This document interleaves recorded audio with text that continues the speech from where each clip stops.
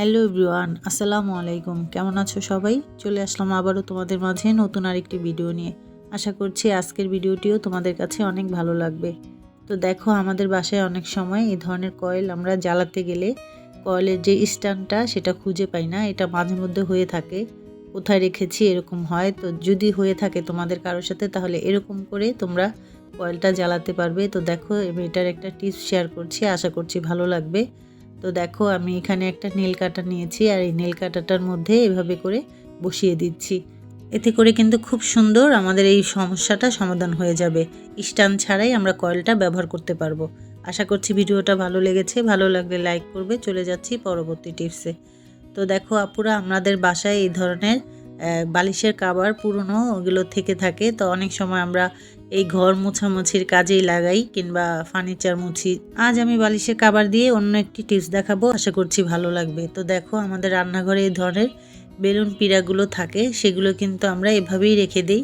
আর এতে করে কিন্তু টিকটিকি তেলাপোকা অনেকটাই আমাদের বেলুন পিঁড়ার মধ্যে হাঁটাহাঁটি করে। রান্নাঘরে তো এইসবের অভাব নেই। তো যাই হোক, আমার টিপসটা যদি ফলো করো আপুরা, তাহলে তোমাদের সমস্যার সমাধান হয়ে যাবে। তো দেখো, আমি এখানে একটা বালিশের কাভার নিয়েছি আর তার মধ্যে যে পিঁড়া আর বেলুনটা ভরে রেখে দিচ্ছি। এতে করে কি হবে, টিকটিকি তেলাপোকা আর আমার এই পিঁড়া বেলুনের মধ্যে বসবে না। আর আমার প্রত্যেক দিন এই পিঁড়া বেলুন ধুয়ে ব্যবহার করতে হবে না। রুটি বানানোর পর আমি এটা ধুয়ে রেখে দিলে আর পরের দিন আর ধুয়ে আমার ব্যবহার করতে হবে না। আশা করছি আপুর এই টিপসটা ভালো লেগেছে। ভালো লাগলে ট্রাই করবে। চলে যাচ্ছি পরবর্তী টিপসে।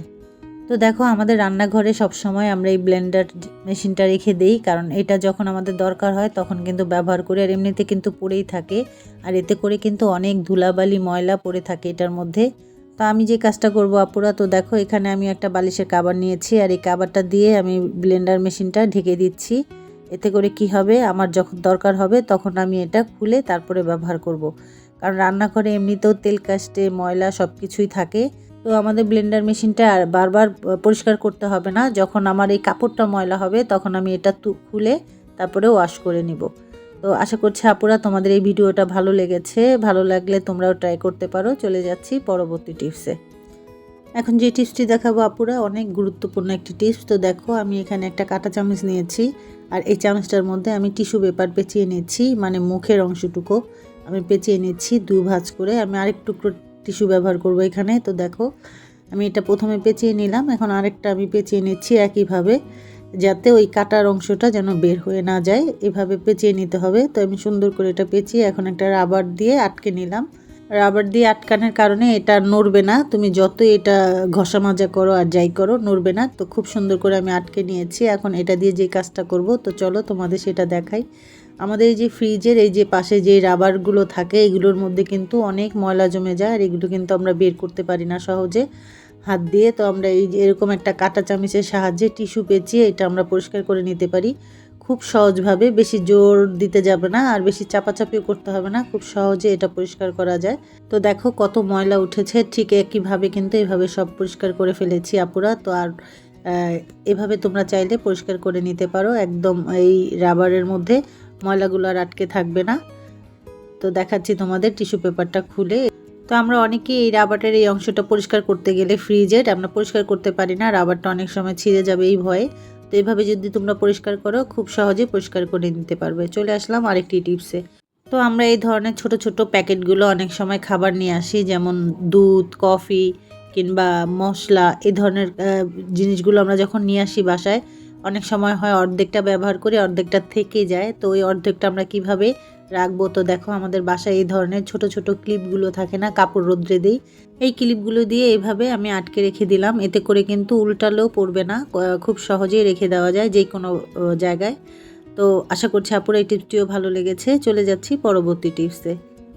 তো আমরা বাসায় রান্না করি, তো চুলার যেই রান্নারের ভিতর থেকে অনেক সময় কি হয়, কালি বের হয়, মনে হয় যে আমরা লার্কি দিয়ে রান্না করেছি। আর পাতিলগুলো এত নোংরা হয়, দেখতে খুবই বাজে লাগে। তো দেখো, তো আজ আমি এমন একটি টিপস শেয়ার করব, আশা করছি আপুরা তোমাদের কাছে খুব ভালো লাগবে। তো আমি প্রথমে এই রান্নারগুলো খুলে নিচ্ছি। তার আগে আমি কুসুম গরম পানি নিয়েছি আর এর মধ্যে আমি দিয়ে দিব খাবার সোডা। তো হাফ চা চামচ খাবার সোডা আমি দিয়ে দিচ্ছি।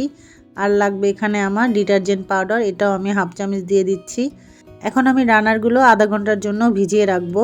তো আধা ঘন্টা না হলেও চলবে বন্ধুরা, 10-15 মিনিট ভিজিয়ে রাখলেও হবে। তো আমি এখন এটাকে ভিজিয়ে রেখে আমি চুলাগুলো পরিষ্কার করব। তো এটা আমি অফ ক্যামেরায় করেছি।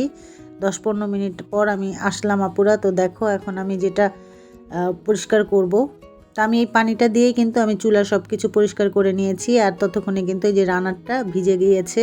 এটার মধ্যে যত ময়লা ছিল সেগুলো আলগা হয়ে গেছে। তো আমি এরকম একটা মাজনি দিয়ে মেজে নিচ্ছি, পরিষ্কার করে নিচ্ছি। এতে করে কি হবে, যত জং ধরেছে আর যত ময়লা আছে এগুলো কিন্তু সব আলগা হয়ে গেছে। এটা ঘষা দেওয়ার কারণে সাথে সাথে উঠে যাচ্ছে।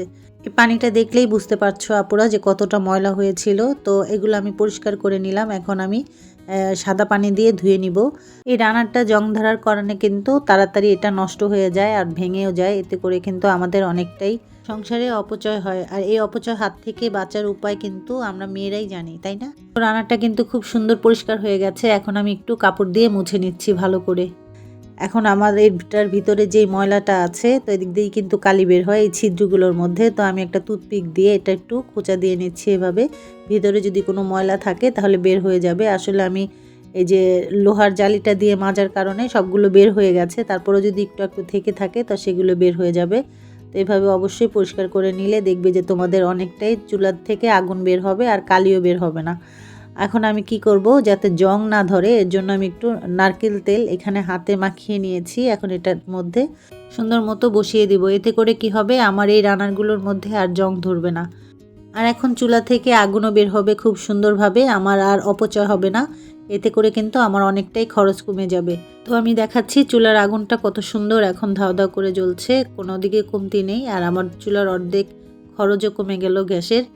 তো আজ এ পর্যন্তই বন্ধুরা, ফিরে আসছি ইনশাল্লাহ নতুন কোনো ভিডিও নিয়ে। সেই পর্যন্ত তোমরা সবাই ভালো থেকো, সুস্থ থেকো, আমার চ্যানেলটির পাশে থেকো। আল্লাহ হাফেজ, আসসালামু আলাইকুম।